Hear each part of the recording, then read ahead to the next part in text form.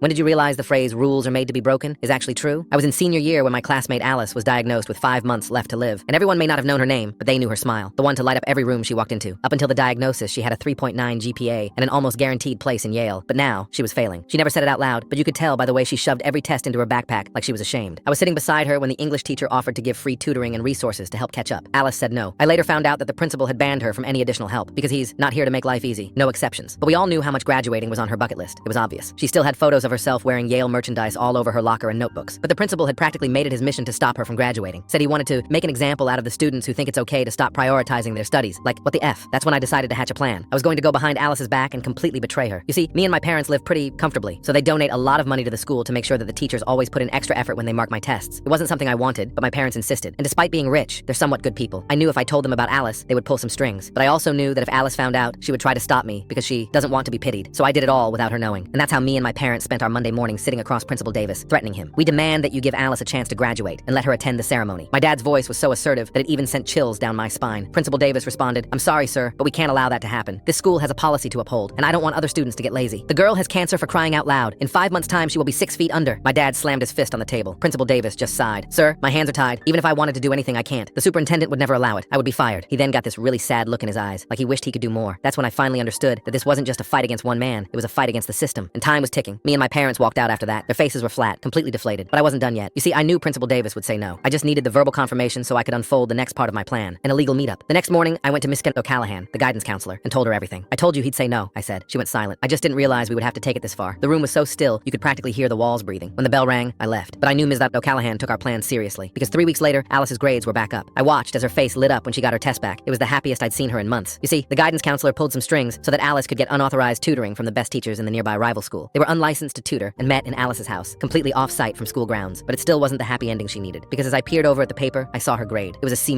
better than the fails she'd been getting, but still not enough to graduate. So I kept going. I found the number of her chemotherapist and called asking if she could make sure Alice's appointments were all early in the morning. Obviously, it would have been easier for Alice to just do it herself. But like I said, she was stubborn, the type of girl to think that asking for help made her weak. There was no way she would do it herself. And for every class we shared, I wrote 2 assignments, one under her name and one under mine. As soon as I saw hers in the pile, I would slip it into the waistband of my pants and replace it with the one I had done for her. I even replicated her handwriting to make sure no one noticed. Fast forward to the 23rd of May, and it was our graduation ceremony. People clapped extra loud when Alice walked on stage. I felt tears well up in my eyes. The entire time, she barely even knew who I was, but it didn't matter. What mattered was that she got her dying wish. And on June 24th, I was standing at her funeral in a suit that I borrowed from my dad. In the photo frame, she was standing in her graduation gown, with the same smile we all loved. I thought I had done the right thing by making her dream come true. But a month later, I woke up to a knock at the door. It was Ms. O'Callahan, my guidance counselor. She was in tears. "They're onto us. The superintendent has been building a case. We need to get our story straight." My stomach dropped. Full story on channel, link below.